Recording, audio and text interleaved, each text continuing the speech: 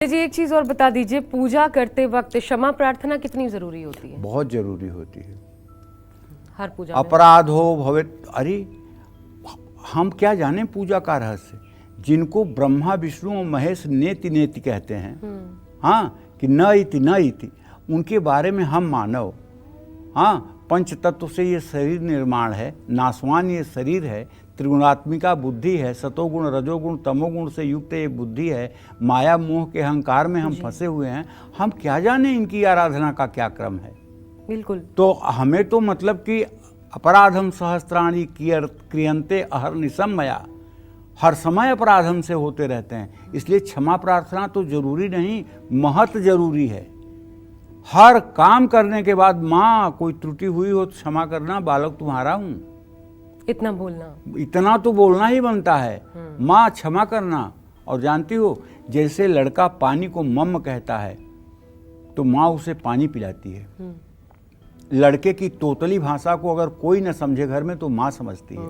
उसी तरह से माँ सारी भाषाओं को समझती है, हमारे सारे अज्ञान को समझती है और हमें ज्ञान भी वही देती है। हमें उठना बैठना बोलना चालना वही सिखाती है। तो इसलिए हमें बाल भाव में ही माता के सामने जाना चाहिए, हमें ज्ञानी के भाव में नहीं जाना चाहिए। ज्ञानी के भाव में शंकराचार्य गए थे, अद्वैत मानते थे कि अद्वैत है, अद्वैत मतलब एक ब्रह्म है, दूसरा कुछ नहीं। और एक दिन जब गए और प्यास लगी बहुत तेज की और प्यास से तड़फड़ाने लगे, तो भटक रहे थे तो एक जगह देखें विशाल सरोवर, और सरोवर एकदम स्वच्छ जल से परिपूर्ण, उस पर एक दिव्यांग खोडस वर्षिया विश्व सुंदरी से भी अतुलनीय उपमा वाली देवी खड़ी हैं। उन्हें देख करके ये अपलक निहारते ही रह गए।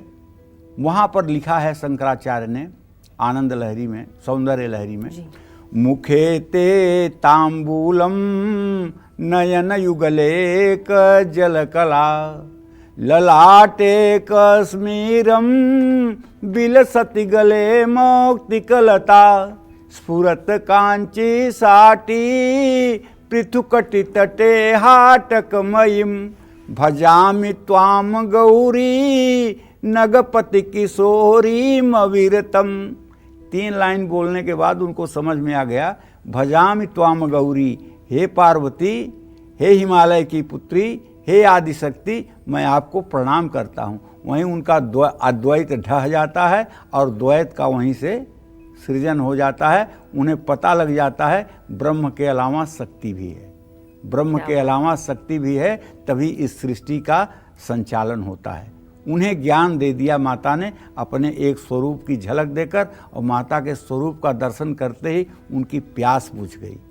तो ज्ञानी नाम ज्ञानियों के लिए ये अगम्य है।